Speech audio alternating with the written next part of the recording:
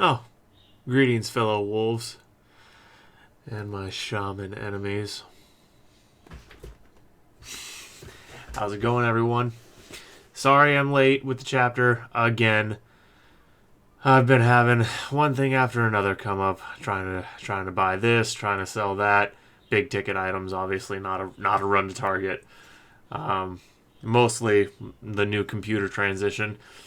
You know, you can see it in the screen right there behind my TV. That's my old computer. I have Microsoft Word on there. Can't figure out how to get it onto my new PC. If you have a good way of doing that, please let me know in the comments. Because now they want these fucking Office 360 subscriptions so they can shove a fist up your ass once a year. God, I hate Bill Gates. Anyways, we're not here to rant and rave about shit going on with my life. We're here to get to the Garden of Lies, chapter 15. So, without further ado, let's go ahead and get into it. I want to thank you all again for being here. Let's go. The Garden of Lies, chapter 15. If you can't be good, be careful. The days come and go with training. Thankfully, no more assassination attempts or big speeches. No angry mobs out for my neck. No high-stakes conversations with nobles or village elders. Just me and my peers and our blades and spears. This, I know. Here, I am at home. Amnis is willing to teach me a few of the new moves she used in our fight, but she won't show me all of them. Says she has to keep something for herself just in case. It irks me, but I can understand that. Respect it, even. As she teaches me, I am halfway certain I'm not fast enough to properly use the more advanced techniques she is withholding anyways. Even well rested and fed, I cannot keep up with her speed in combat. Only place I outpace her is running. Our packmates' progress is satisfying to watch. In the months leading up to the hunt, we were honing our hunting and survival skills. Combat had been neglected. Now, it comes back to us like an old habit. Murday expresses a desire to live up to his title, so he further refines his knowledge of trap making. Me and him collaborate on a few ideas. I never would have considered Mur a devious person until I hear some of his more advanced ideas for defending a fortified position. Some of his ideas are just mean. My dad left behind a covered wagon we will be using on our journey south to the capital.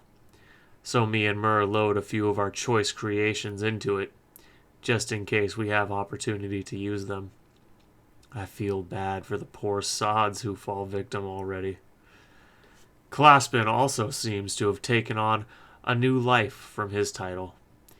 He has made more progress in single combat in the past 5 days of training than the past year under the instructors that supervised. As the days drag on, though, one thing does not change. Pogs is still upset with me. Something more has to be going on with him. Could he really be so bent out of shape over me simply not telling him something? It's true, we haven't really kept many secrets from each other in the past. But it's not like we aren't allowed to. Does the guy want to know what I think about when I'm pounding steel, for crying out loud? Some things are supposed to be private. Despite the relative peace of the days leading up to our departure, all the dark clouds cast by recent events still dwell over me. I consult the scroll Engiel wrote for me several times. Nothing in it mentions the dreams or the Dark One. However, berserker rage, resilience to pain, and dream-smithing are mentioned under the known traits of this chaos gene. The serenity gene shares the mention of resilience to pain. Reading about what past family members have said about it, it almost sounds like a hereditary way of the mountain. but other sections of the information about it kind of perplex me. It makes mention of several abilities that I do not understand. Perhaps I will attain an understanding of them in practice. At night, Tenna and Sin have been showing up to hang out or drag me into town. The rest of the pack comes along too.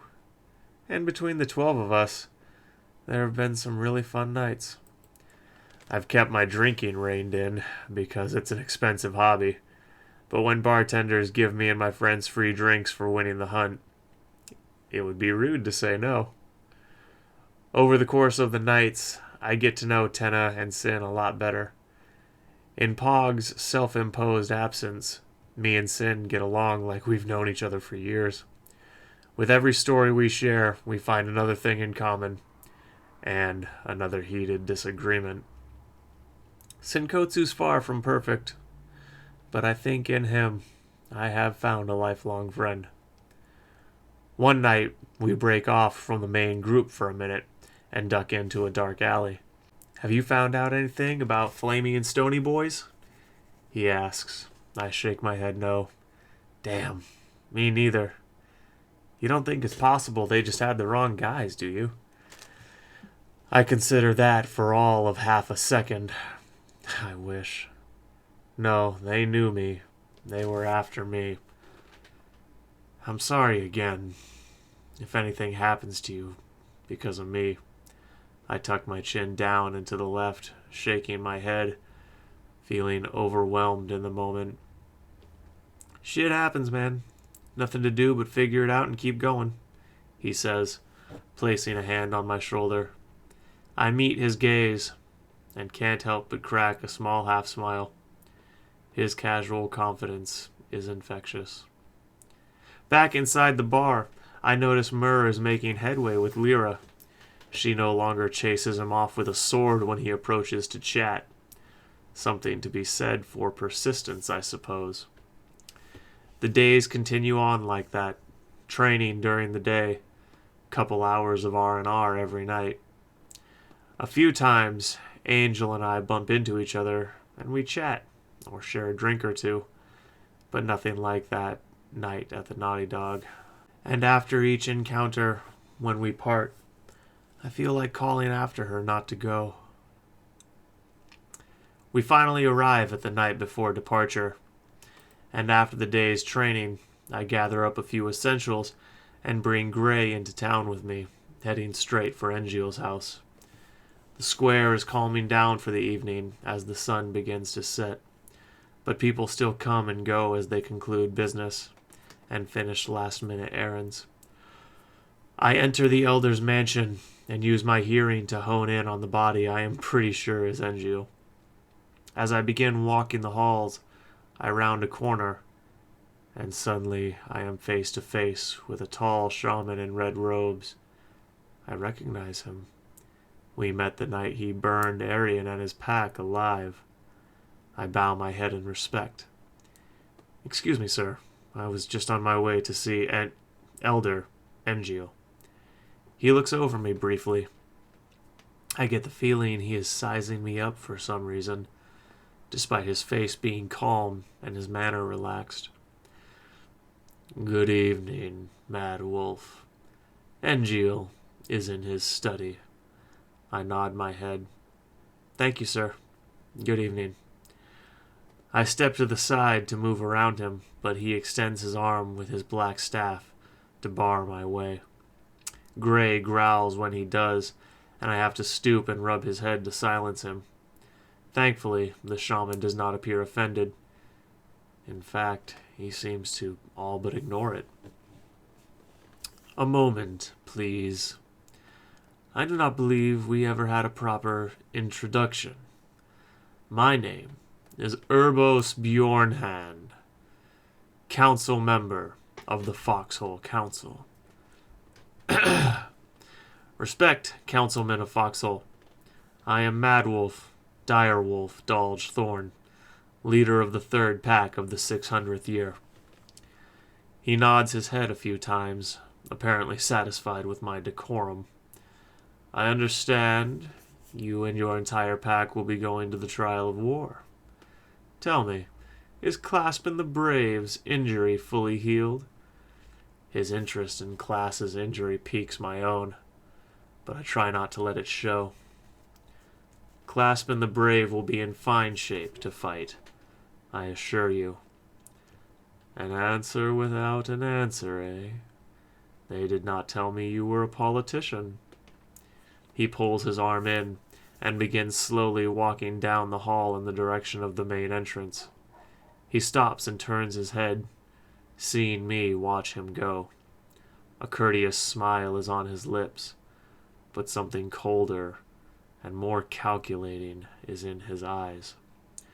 Best of luck in the competition, he says. Then he continues to limp away. Something about that guy pollutes the rest of him. His long brown hair, his gray eyes, his tall, slender frame. All of it is touched by this strange miasma about him, and all of it makes my skin crawl. I file him away under avoid if at all possible, and turn to walk to Engiel in his study. I knock on the door, and before a second rap, I am told to enter. The room is much like it has been in the past. I notice a little more clutter on his desk, and one of his decanters sits empty on the table underneath his window. It seems only yesterday we sat down, and he thanked me for ridding him of a nuisance. Now I enter, and he feels tragically similar to a stranger. Could the matter at hand really be so dire? What am I caught up in that he has detached this much? Greetings, Elder. I use the formal language, because I no longer feel familiar. So bent out of shape about my refusal to tell you everything that now it's formal titles, eh? Damn, he is good. If I wasn't immune, I would swear he has been reading my mind all these years. He stands behind his desk, facing a bookshelf. He was returning a few volumes when I entered. Now he stands in his usual gray elder robes, still and solemn. I don't know where we stand these days, Engiel. Things you aren't telling me. Things that might get me killed. I don't understand any of this. He sighs deeply. I know, Dalj. I know. Believe me, I did not wish this on you, or Angel for that matter. Fate, if it has any sense of humor, it is centered on cruel irony. I walk to the chair I last sat in, and eye the empty decanter. It contained his whiskey. You really won't tell me what's going on, even though it might get her and I killed? Or maybe it's more accurate to say she's going to get us killed? Man, this stuff makes my dome hurt. Engiel chuckles at that and retrieves a decanter of mead from his cabinet before joining me. There is the familiar language, he says, sitting down. This has been known to ease headaches, he continues, pouring me a glass of mead. Lately, it seems to have caused more than it's solved, I say, raising my glass. He tips his, and we share a drink. I really will not, cannot, Dalj. It is dangerous knowledge. I wish I did not have to carry it. Telling you will only put you in more danger. I can tell you for certain there are elements in the capital who are interested in you. If you perform well in the trial, you may yet come out of this as if nothing ever happened.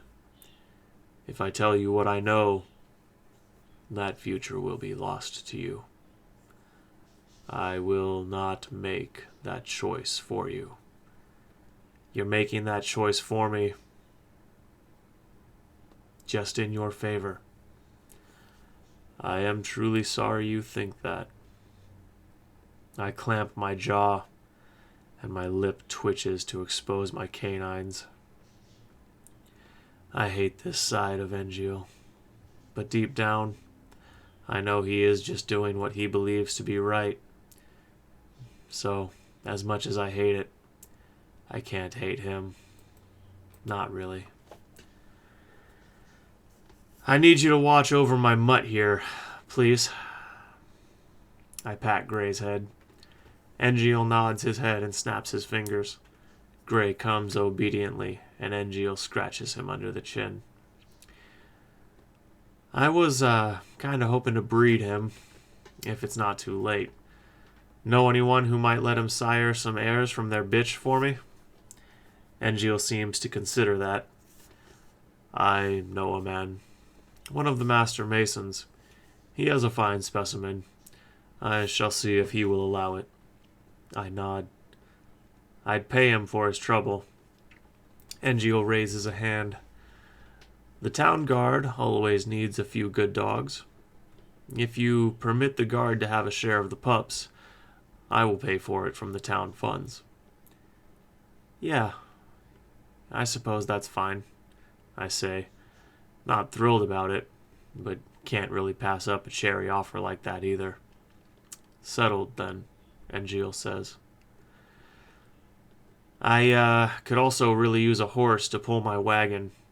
Seeing as this is official business, was hoping the town could loan me one. The stable master informed me that several war horses were due for sale to private parties due to age or ill temper. Tell him I give you the pick of the bunch.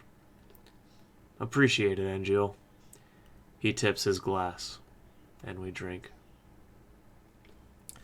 By the time I make it to the stable, it's dark, and I just know I'm going to be stepping on toes to make someone help me pick a horse. Screw 'em. I pass many fine-looking war horses on my way in. They can't outrun shifters at a dead sprint, but they can haul heavy loads. They give a useful momentum and height advantage when charging a defensive line. And in a pinch, horse meat beats no meat. I pass the lines upon lines of stalls until I reach the cottage where the stable master lives. I knock and wait, then knock and wait again.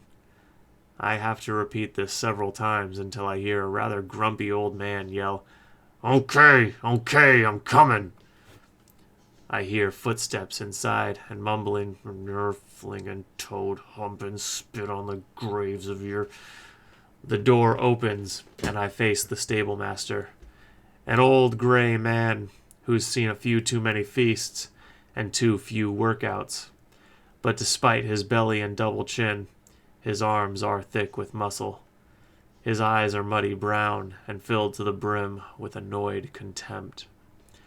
What do you want? He rubs his eyes with a single hand, then squints at me. Oh, my God.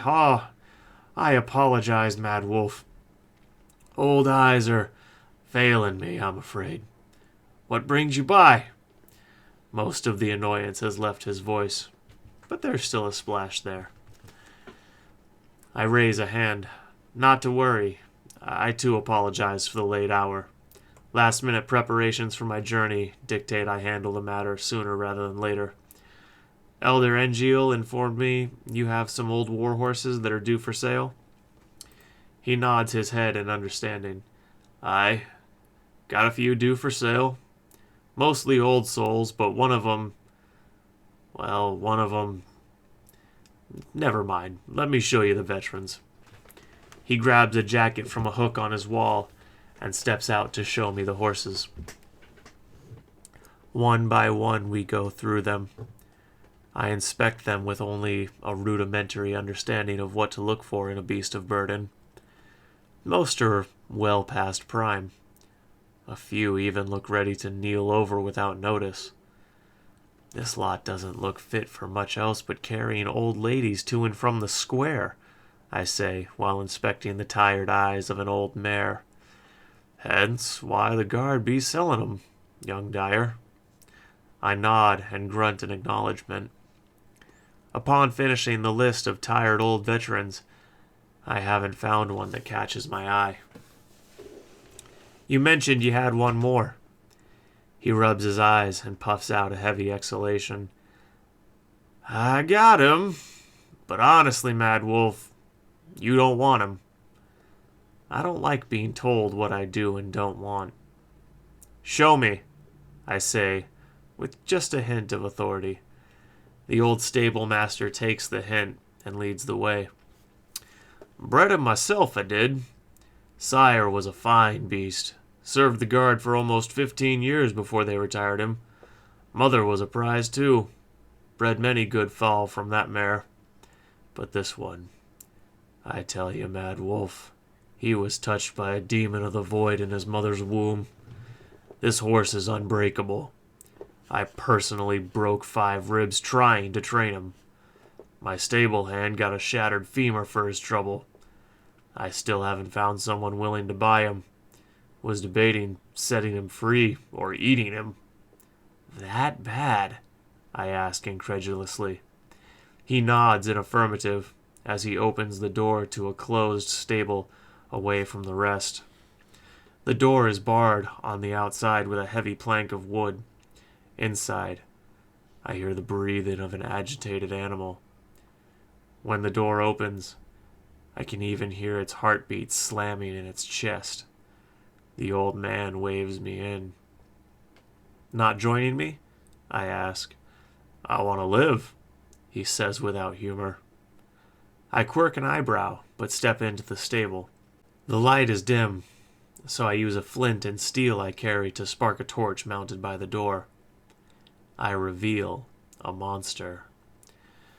Either the beast wasn't asleep, or it rose to greet me. But standing 10 feet away near the back of the square stable is a 4-legged titan.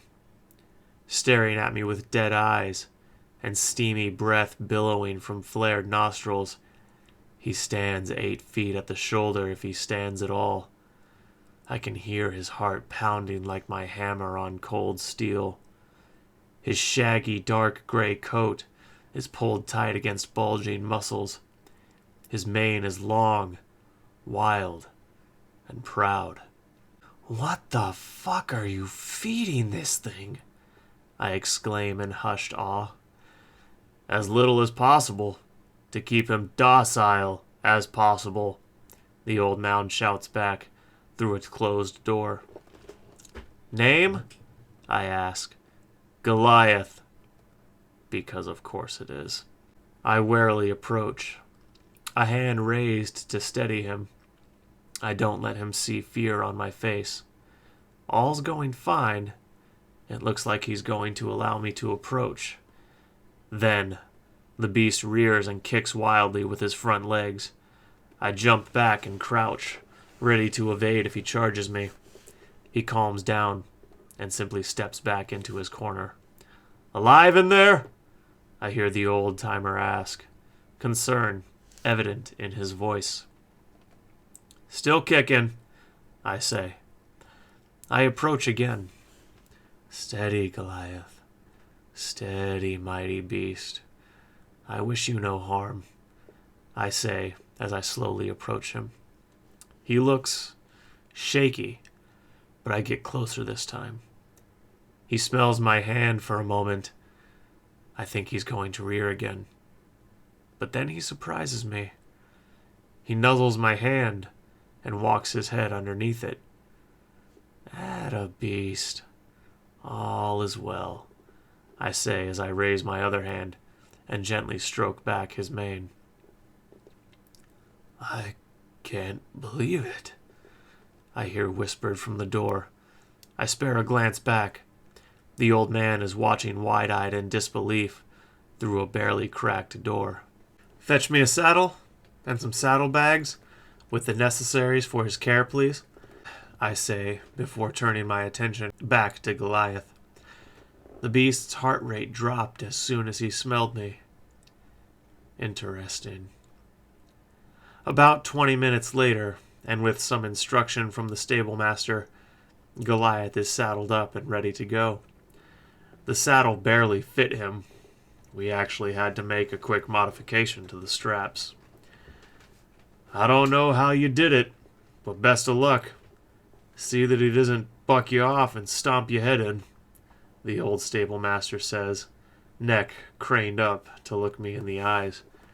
I'll keep that in mind, old-timer. Thanks again. Yeah! Goliath takes off and we gallop along at a cool 30 miles per hour or so.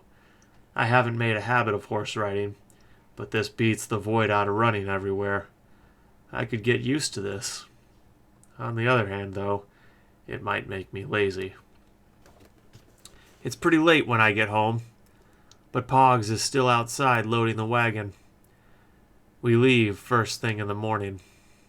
Everyone is meeting here on account of my house being on the way to our destination if you're starting from Three Fang. Pogs watches me approach for the last few hundred feet. Thought you were asking for a horse, not a carapace. Wouldn't that be something if we could figure out how to tame those monsters? I ask as I dismount my pet mountain.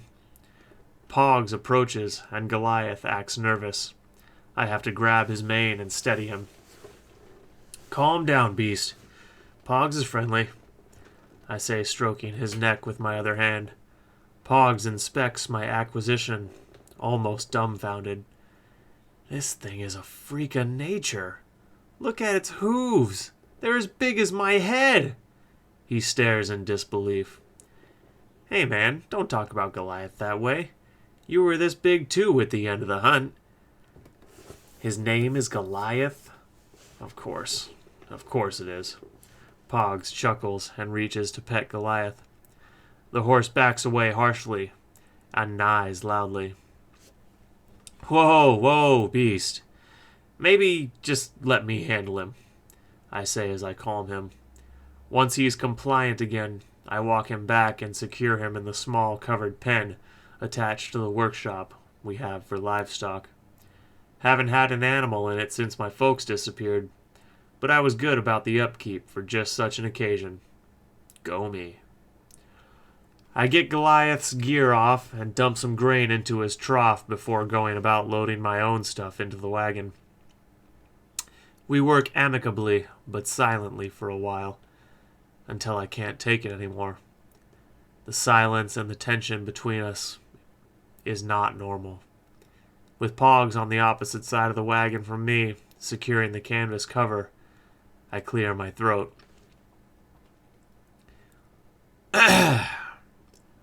What is the problem, Pogs? No problem, boss. Bullshit. He sighs loudly. I give him a minute.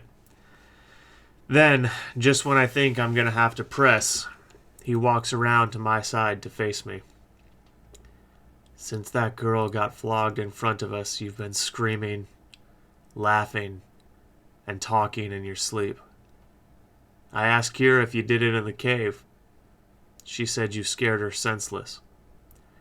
I asked the others not to say anything and act normal, because it didn't seem to be affecting your waking hours.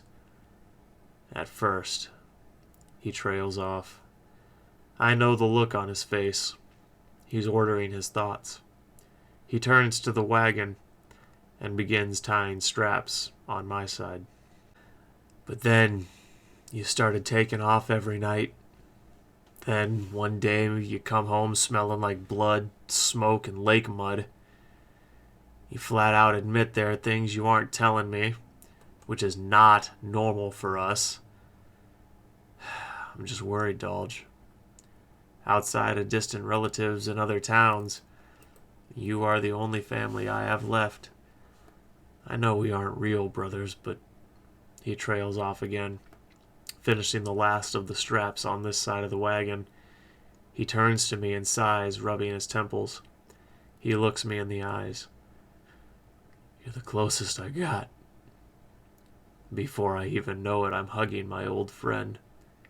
He clamps onto me and does his best to crush my internal organs. Air! Help! I wheeze. Oh shit, sorry. He releases me. I cough lightly for show. Then I place a hand on his shoulder. We are brothers, you big dummy. And brothers share. I consider my actions for a moment. Understand, once you hear this, you can't unhear it. He nods. I sigh and accept that it was always going to come to this. Okay, so basically, about an hour later, and after migrating into the kitchen and pouring a few drinks, I have finally finished coming totally clean to Pogs. I gotta admit, feels like a weight is off my chest. Pogs seems to have taken it pretty well, all things considered. So why haven't you turned her in yet? Oh boy, here we go. Because I haven't decided what to do about her yet. Dalj, she is a traitor to the Shaman Empire. We are warriors of that empire. We have a sworn duty to uphold. And what about upholding what's right, Pogs? The rise in my voice surprises even me. Pogs holds his ground for a minute, then lets a defeated sigh out. If all of this is discovered, you'll probably hang with her. I'll outrun them. Could she? Damn. Pogs knows where to hit. I told you what's going on because you asked me, Pogs. Don't betray my trust. Don't betray me. He stares at me from across our kitchen island, drinking his mead and looking dour, and tired, and worried. We stand like that for a few minutes, and then a light chuckle and a grin breaks the tension. I defer to you, Mad Wolf. Elder should have titled you Wise Ass instead of Iron Heart, as he should have titled you Moron instead of Mad. I stare daggers at him. He grins back, and then something gives, and we laugh like we haven't laughed in a while. As our crew files in with the rising sun, the wagon fills up, and I realize any hope of sleeping inside of it was a fool's hope. I'll get our bedrolls, I grumble to Pogs after I finish stowing Kira's pack. Everyone is simply in awe of Goliath. Tenefe seems the most entranced at the mighty beast. He's magnificent, she says when she first lays eyes on him. His coconuts are bigger than my head, Murday chimes in. Stop staring at my horse's balls and load your gear, Murday, I say in exasperation. I'm sorry, it's just unnatural, he exclaims loudly as I walk about, readying for the trip. Amnis is the last to arrive. Lyra and Engiel are with her. We came to see you off, Mad Wolf, Engiel says. He brought Grey, who runs right up to Goliath and sniffs about. For a moment, I panic, but amazingly, the two get along right away. Young Thorn, were they out of Carapain at the stables? Engiel asks, staring with interest at my beast. I said the same thing! Pog shouts from across the yard where he helps Class and Stir bundle their things for stowing. You said any horse. Don't look the gift horse in the mouth, Engiel, I say. That's not quite how that phrase is meant to be used, but I don't have the energy to educate you ruffians anymore, Engiel says with a smile. I walk up to him and offer my hand. He takes it and pulls me into a hug, seemingly not caring about appearances at the moment. Pogs comes up from behind, and the process repeats. Engiel looks me in the eyes. Be good to yourself. I'll try. I nod as I reply affably. And if you can't be good, be careful, he says, looking me in the face, a knowing grin on his lips, a sad acceptance in his eyes. We both know. we may never see each other again. You have always appealed to his more rational, sane nature. See that you keep it up, my boy, he says to Pogs. What sane nature? Pogs asks incredulously. The three of us have a chuckle, and Engil breaks away to say goodbye to the others before he calls Gray to his side and begins walking back to Three Fang. We spend another 30 minutes loading gear. I run through a checklist with Pogs. Swords, hammer, armor, rations? I ask him. Yes, yes, yeah, yes, he replies. I notice an important item notably absent from the paper checklist. Traveling booze? I ask. He slaps his forehead with the palm of his hand. I'll grab a few barrels, he says as he walks towards the cellar. Finally get to try some of your home brews, do we? Amnes and her packmates approach. They all came to see her and Kira off as well. Probably tastes like piss to you, but sure, you can try it, I say with a grin. Yeah, you're probably right, but I'll try 'em anyways. See that my sister returns to me safe, Dire Thorn. Lyra gives me a hard look. I extend a hand, and we clasp wrists. On my honor, she'll return safe and sound, I reply. I'll expect her bruised and battered then. I'm about to say something, but Amnes smacks Lyra upside the head before I can. Respect, Lyra, Amnes reprimands. Lyra bows her head slightly in apology and concession. Kira rolls her eyes. After goodbyes are exhausted, gear is stowed, and my home secured for its long hibernation. The last item is to hook up Goliath. I instruct everyone to give him a wide berth and not to look him in the eye. It seems to work a treat because he lets me hook him up with only mild complaint. I check everything one more time and get a head count. My pack, Amnes, Kira, Tenefe, Sinkotsu, and Bastion are all here. We finally set off for the trial of war. Many hours into our trip, the sun is reaching its western horizon, so we stop to water Goliath at a stream and eat dinner. As I'm unloading the rations and a case of wine to accompany them, I hear a faint but familiar sound. Everyone quiet! I speak with authority, and they know I would not use the voice lightly, so all motion and voices stop. I narrow in on the sound. It's coming from inside my wagon. My friends catch on and circle around, confused but able to read my actions. I still my own breath and listen intently. There, under the pile of trap parts we loaded first. I pull off a canvas cover and move a few parts to find Angel staring at me wide-eyed, spooked into stillness. Finally, she speaks. Tee-hee! Hi! Chapter 15, The Garden of Lies. If you can't be good, be careful. So guys, that's the chapter for this week. I'm excited to read you guys. Chapter 16 is not too exciting, but man, once they get to the capital, oh god, I'm so excited. I'm so excited for Mason's commentary. Hey, do me a big favor.